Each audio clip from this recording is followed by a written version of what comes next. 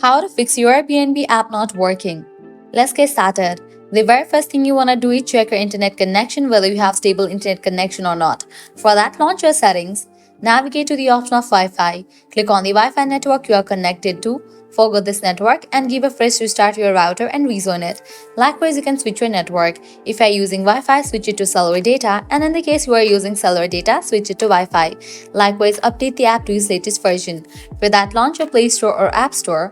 Now at the very top, you're gonna see the storage box. Over there, type in the app name, your Airbnb, and then storage for it. After app appears, at the right corner of it, you're gonna see the option of open or update. If you find the option of update over here, just click on it and update the app to its latest version. Then you can check whether your problem has been solved or not. Heading towards next solution, close this. Launch your settings. Now you will need to clear cache for the app. So open this option general, head over to the option of iPhone storage. Over here, you're gonna find different apps that are installed on a device. Find the app your Airbnb, open it, click on Upload app, click on Upload app. Uploading app clears cache for the app.